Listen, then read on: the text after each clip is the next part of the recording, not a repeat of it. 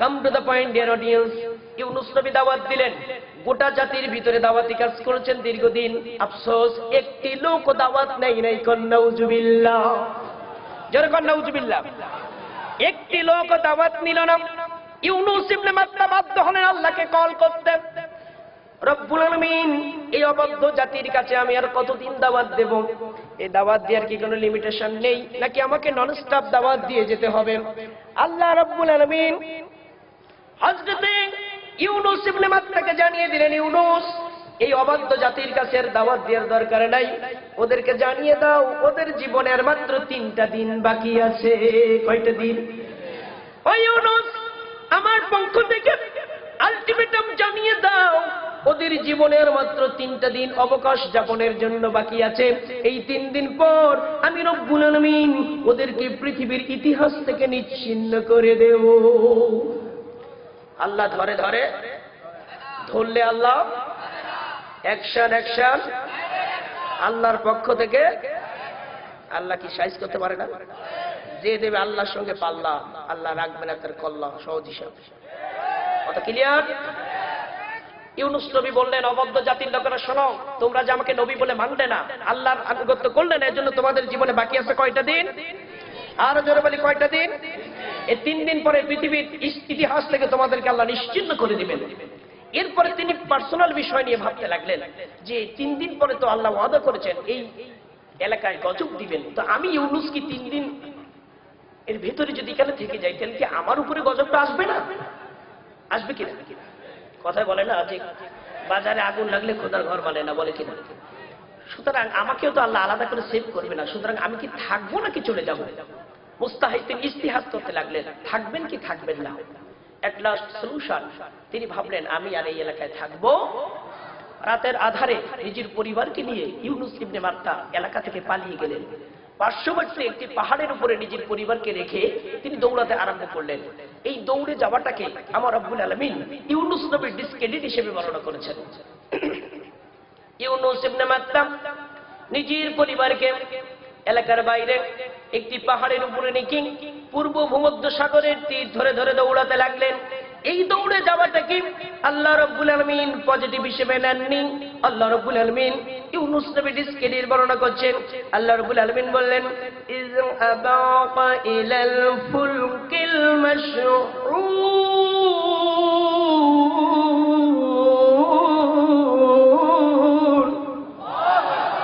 When he ran to the laden ship, the statement of Allah subhanahu wa ta'ala, আল্লাহ জানাই দিলেন, স্মরণ করুন সেই সময়ের কথা যখন ইউনূস ইবনে মাত্তা নিজের এলাকা ছেড়ে পূর্ব ভূমধ্য সাগরের তীর ধরে ধরে পালাতে আরম্ভ করলেন।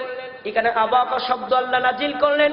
এই আবাকা শব্দ দিয়ে আল্লাহ রাব্বুল আলামিন ইউনূস নবীকে ভর্ৎসনা করেছেন, তিরস্কার করেছেন। ও জামানার পয়গম্বর ইউনূস, এখনো তো আমি তোমাকে পালানোর অনুমতি দেইনি, তুমি কেন এলাকা ছেড়ে পালিয়ে গেলে? এই জন্য আমি রব্বুল আলামিন এখানে তোমার এই বিষয়টিকে ভালো চোখে দেখলাম না। এটা ইউনূসের জীবনের একটি মাইনাস পয়েন্ট, এটা ইউনূসের জীবনের জন্য ডিসক্রেডিট। ইউনূস ইবনে মাত্তা দৌড় লাগিয়েছেন নিনুয়া বন্দরে। নিনুয়া বন্দরের অপোজিট বন্দরের নাম জাফা বন্দর। নিনুয়া শহর থেকে 600 মাইল পশ্চিম দিকে। ইউনূস ইবনে মাত্তা যাত্রী বুঝাই জাহাজে যে উঠলেন। নিনুয়া বন্দরে উপনীত হওয়ার পরে একটি অপেক্ষমান জাহাজ লক্ষ্য করলেন। ইউনূস ইবনে মাত্তা জাহাজে চললেন। জাহাজের নাবিক জাহাজটি ছেড়ে দিলেন। কিছু দূর চলার পর জাহাজের নাবিক উপলব্ধি করলেন তার জাহাজটি এখন বিপদের কবলে। জাহাজের নাবিক বললেন, কি আছে পলাতক ব্যক্তি, যে এলাকা থেকে পালিয়ে এসেছ, অবশ্যই তাকে এই জলের ভিতরে নিক্ষেপ করতে হবে, নদীর ভিতরে ফেলে দিতে হবে, নতুবা সমস্ত যাত্রীর সলিল সমাধি হবে অগধ জলরাশির তলদেশে। নাবিক বললেন, কে আছো পলাতক ব্যক্তি? ইউনূস ইবনে মাত্তার কর্ণকুহরে যখন আওয়াজটি পৌঁছে গেল, ইউনূস দৌড়ে এলেন। নাবিকের সামনে দাঁড়িয়ে বলেন, আই এম ক্রাইম, আমি অপরাধী, আমি ফেরারি, আমি আসামি। মাঝি অপলক ইউনূসের দিকে তাকিয়ে থাকলেন। ইউনূস বলেন, আই এম ক্রাইম। মাঝি বলছে, ইউ আর নট ক্রাইম। সুবহানাল্লাহ বলেন। You are not crime, you are the latest, you are the fittest, you are the prophet. Allahu Akbar. I know that. O Yunus, আমি তোমাকে চিনি, তুমি অপরাধী নও, অপরাধী নও, অপরাধী নও। Allahu Akbar. I know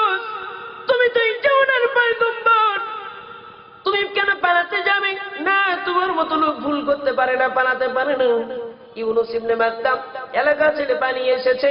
আল্লাহ রাব্বুল আলামিন চাচ্ছেন গোটা জাতির কাছে তাকে একটু লাঞ্ছিত করতে। আল্লাহ রাব্বুল আলামিন ইউনুস নবীর মাথার ভিতরে একটা বুদ্ধি লোড করে দিলেন। ওই ইউনুস, মাছিকে বলো এই যাত্রী বোঝাই নৌকার ভিতরে, জাহাজের ভিতরে এখন লটারি হবে। লটারিতে যার নাম উঠবে সেই হবে দোষী। বিনা বাক্যে বিনা শর্তে তাকে জলে নিক্ষেপ করতে হবে। মাঝিকে পরামর্শ দিলেন লটারি করুন, লটারিতে যার নাম উঠবে তাকে ফেলে দিতে হবে। সর্বসম্মতিক্রমে প্রস্তাব গৃহীত হলো। ইউনুস ইবনে মাত্তার পরামর্শ তারা মেনে নিল। লটারি হলো। লটারির এই মুহূর্তটাকে, এই সিচুয়েশনকে আল্লাহ কোরআন থেকে ফেস করছেন। আল্লাহ রাব্বুল আলামিন বলেন ফাসাহামা ফাকানা মিনাল মুদহাদিন।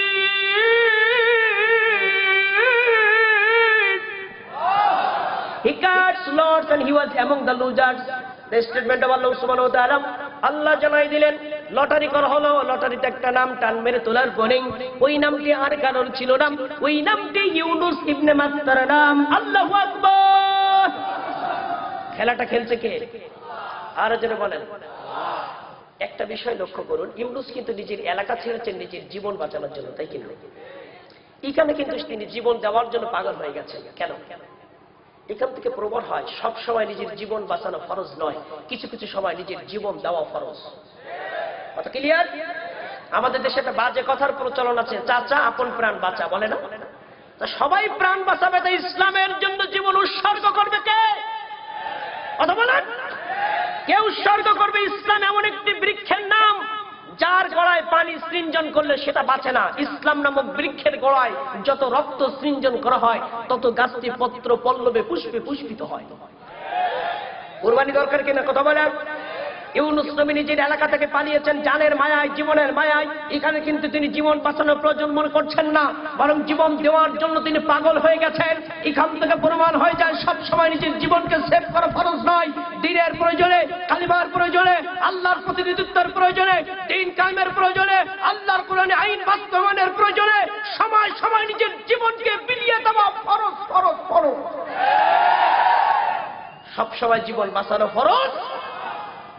ইউনুস ইবনে মাত্তা আল্লাহর অর্ডার ফলো করেননি, এজন্য আল্লাহ তাকে একটু লাঞ্ছিত করার সিদ্ধান্ত নিয়েছেন বিদায় লটারিতে তার নামটা তুলে দিয়েছেন। আল্লাহু আকবার।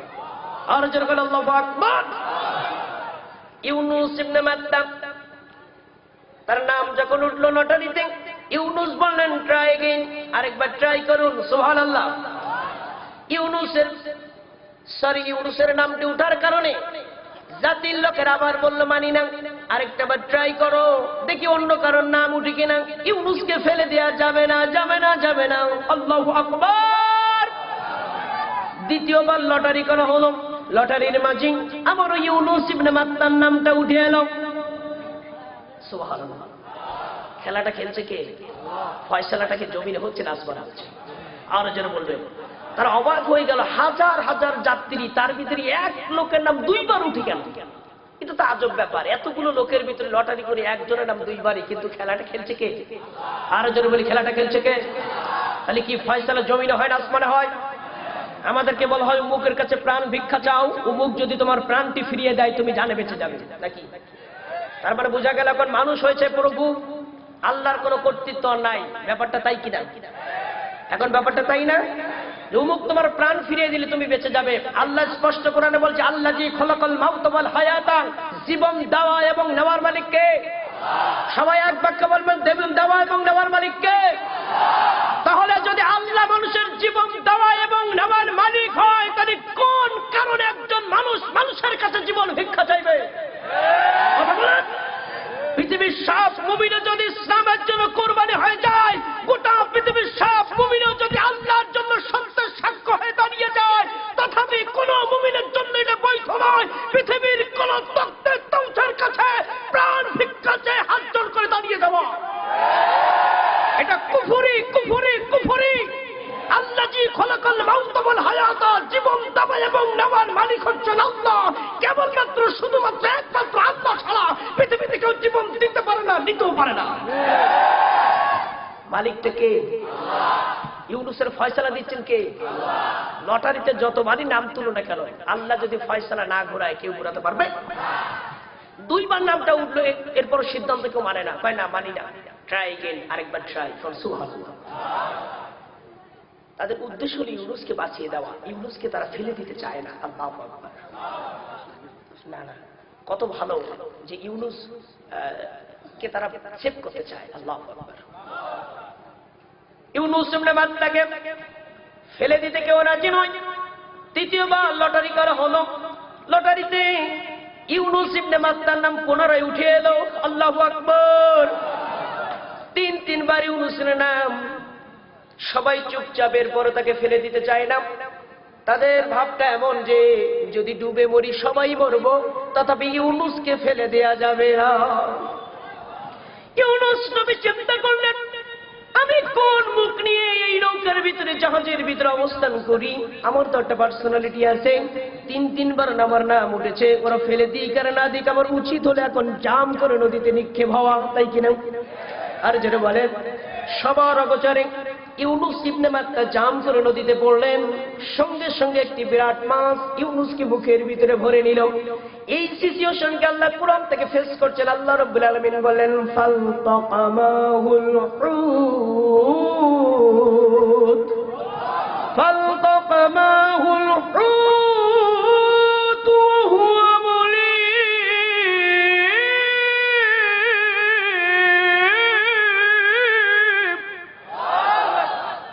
Then a big fish slaughtered him, and he had done an act worthy of blame.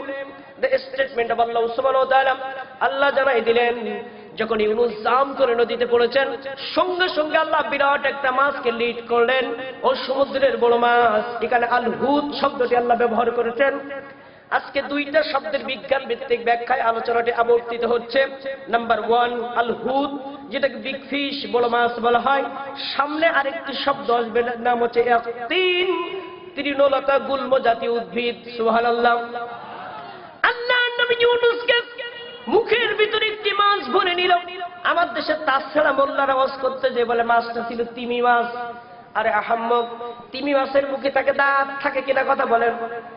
যে প্রাণীর মুখে থাকে দন্তযুক্ত প্রাণী, কোন খাবার খেলে তাকে চিবিয়ে চিবিয়ে খেতে হয়, কথা তাই কিনা? তাহলে তিমি যদি ইউনুসকে গিলে ফেলবে, তাহলে তিমির মুখে তো দাঁত, ইউনুসকে তো একেবারে পিষে ফেলবে সে, কথা বলেন তাই কিনা? আর ওই সময় তিমি মাছ 5টি স্পটে বাস করত। একটা হচ্ছে আর্কটিক, একটা ইন্টার্কটিক, একটা আটলান্টিক, একটা ভারত মহাসাগর, আরেকটা হচ্ছে প্রশান্ত মহাসাগর। এই 5টি স্পটে তখন তিমি মাছের বসবাস ছিল। আল্লাহু আকবার। আর ঘটনাটি ঘটছে পূর্ব ভূমধ্য সাগরের একটি শাখা, নাম তার টাইগ্রিস। সঙ্গত কারণে এই এলাকায় তখন তিমি মাছের কোনো আনাগোনা লক্ষ্য করা যেত না। তাফসীরকারকেরা বলতেছেন, ওই সময় টাইগ্রিস নদীতে এক বিশেষ ধরনের সামুদ্রিক প্রাণী বাস করত, যেটার নাম হচ্ছে সামুদ্রিক স্টারজান। 20 প্রজাতির সামুদ্রিক স্টারজান নদীতে পাওয়া যায়। একটা রাশিয়ান স্টারজানের ওজন হচ্ছে 2000 পাউন্ড, লম্বায় ন্যূনতম 24 ফিট। আল্লাহু আকবার। সামুদ্রিক স্টারজান ইউনুসকে মুখের ভিতরে ভরে নিল। আল্লাহ রাব্বুল আলামিন বললেন, ও সামুদ্রিক স্টারজান, সাবধান সাবধান সাবধান, আমার ইউনুসকে খাবি না, খাবি না, খাবি না। আমার ইউনুস তোর জন্য খাবার নয়। ইউনুস এলাকা ছেড়েছে আমার অনুমতি না নিয়ে, উইদাউট পারমিশনে। এই জন্য আমি আল্লাহ সিদ্ধান্ত নিয়েছি ইউনুসকে কিছুদিন কারাগারে রাখা দরকার। ও মেস, ইউনুসকে খাবি না, বরং ইউনুসের জন্য তোর পেটে আমি কারাগার বানিয়েছি, জেলখানা, কয়েদখানা, হাজতখানা। সুবহানাল্লাহ, সুবহানাল্লাহ। সাবধান, খাবি না, খাবি না। ইউনুস নবী জেলখানায়, ইব্রাহিম নবী আগুনের কুণ্ডলিতে, নমরুদের জেলখানায়, বিশ্ব নবী স্বয়ং শিহাবে আবু তালিবের 3 বছর। তো নবী রাসূলরা যদি জেলখানায় বছরের পর বছর থাকতে পারে, তা আপনার আমার তো জীবন মৃত্যু জেলখানা হওয়া দরকার ছিল। কথা বলেন। কিছু লোক বলে যে মুখ লোক অপরাধ না করলে কি জেল খাটে? আরে গাধা, আল্লাহ নবী রাসূলরা নির্বাচিত ব্যক্তি, যাদের জীবনে কালিমার লেশমাত্র ছিল না, নিষ্কলঙ্ক চরিত্রের অনুপম দৃষ্টান্তের এক বিরল উপমা হচ্ছে নবী রাসূলরা। আর তারা যদি জেল খাটতে পারে, তুমি আমি কোন চেতেন না? হ্যাঁ, তোমার আমার তো উচিত ছিল জেলখানায় জন্ম নিয়ে জেলখানায় মরো। যারা কথা বলে ওর কাছে দলিল নাই, তা ছাড়া জেল খাটা মুমিন জীবনে একটা মিশন, কথা বলেন, যেখানে স্বয়ং রাসূলুল্লাহ বছর পর বছর জেল খেটেছেন। আল্লাহু আকবার। পরোয়া আছে কোনো? আছে? ডিয়ার অডিয়েন্স, ইউনূস ইবনে মাত্তা নদীর গর্ভে বিলীন হলেন। একটি মাছ ইউনূসকে ভরে নিল মুখের ভিতরে। সুবহানাল্লাহ। সিদ্ধান্ত কে দিয়েছেন? নবী রাসূলুল্লাহ যদি জেল খাটে, আপনার আমার খাটতে অসুবিধা আছে নাকি? কারা আছেন দিনের জন্য জেল খাটতে রাজি? দুটি হাত তুলে আল্লাহকে দেখা। নারায়ে তাকবীর, নারায়ে তাকবীর। দিন ইসলাম, দিন ইসলাম কায়েম হোক, কায়েম হোক। দিন ইসলাম, দিন ইসলাম।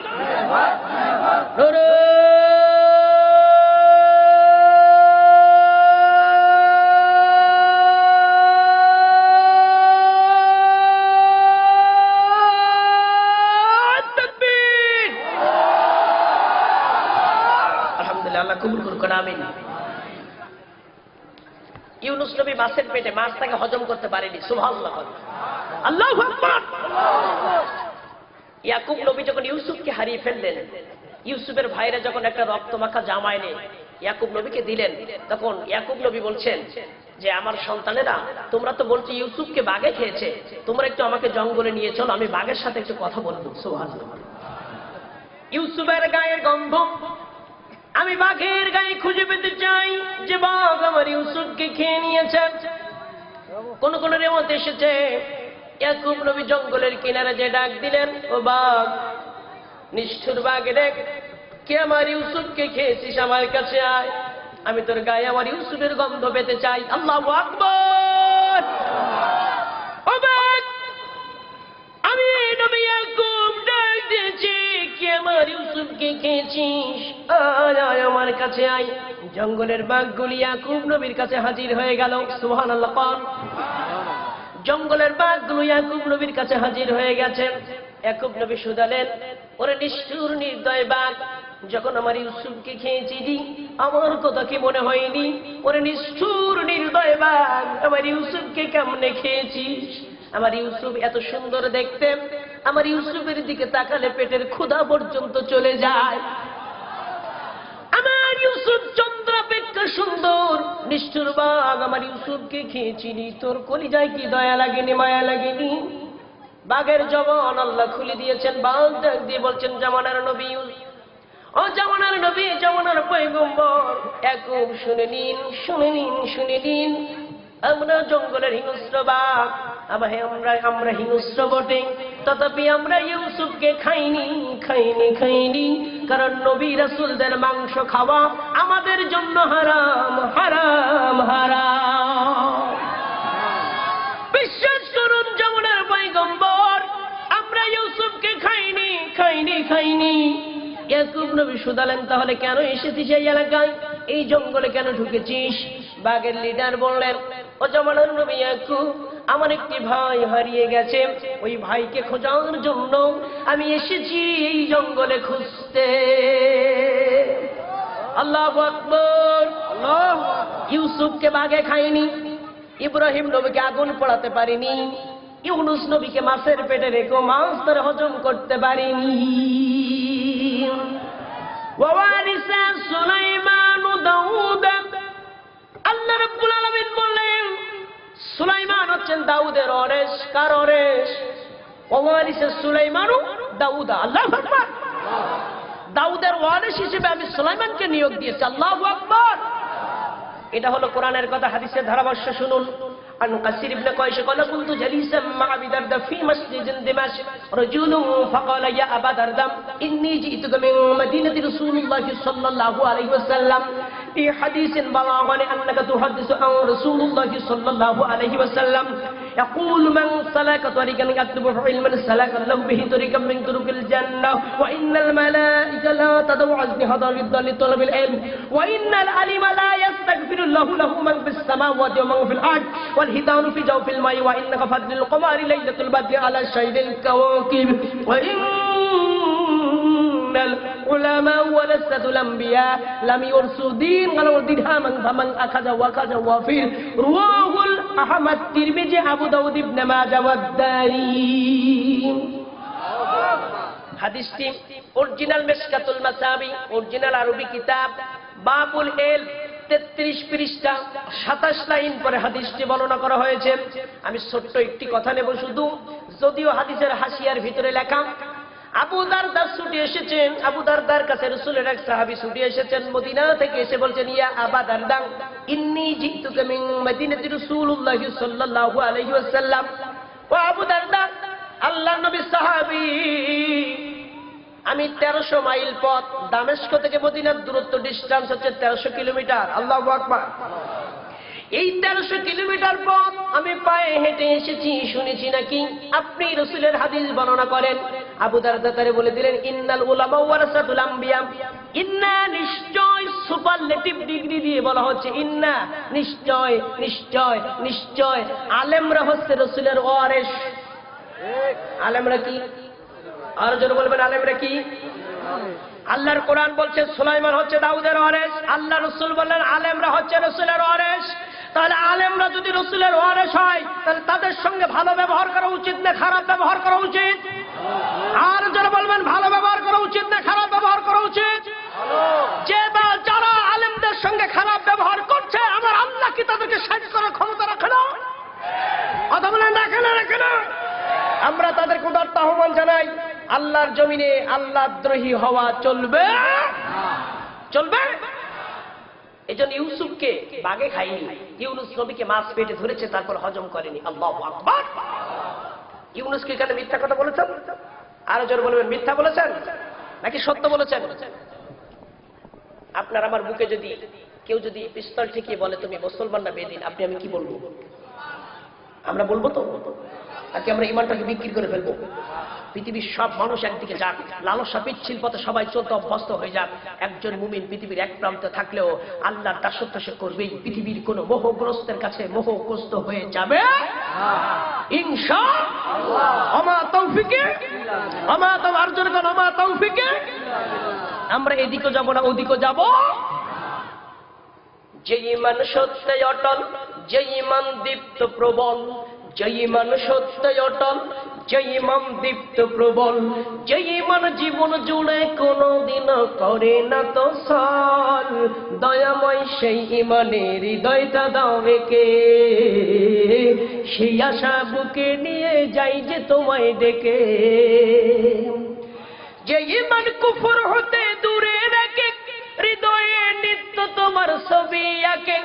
যে ঈমান কুফর হতে দূরে রাখে, হৃদয়ে নিত্য তোমার ছবি আঁকে, রাখে দূরে ভ্রান্ত মনকে বাতিল মোহ থেকে, দয়াময় সেই ঈমানের হৃদয়টা দাও একে।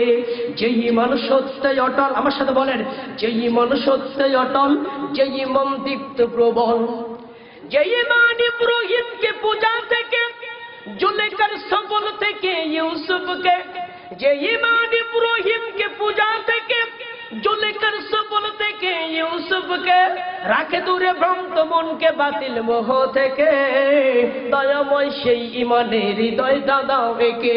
যে ঈমান সত্যে অটল, যে ঈমান দীপ্ত প্রবল, যে ঈমান মুহাম্মদকে রাষ্ট্র থেকে, সুন্দরী কুমারীর মোহ থেকে, যে ঈমান মুহাম্মদকে রাষ্ট্র থেকে, সুন্দরী কুমারীর মোহ থেকে, রাখে দূরে ভ্রান্ত মনকে বাতিল মোহ থেকে, দয়াময় সেই ঈমানের হৃদয়টা দাও একে। যে ঈমান সত্যে অটল, বলেন সবাই, যে ঈমান সত্যে অটল, যে ঈমান দীপ্ত প্রবল, যে ঈমান জীবন জুড়ে কোনদিনও করে না তো সল, দয়াময় সেই ঈমানের হৃদয়টা দাও একে, সেই আশা বুকে নিয়ে যাই যে তোমায় ডেকে।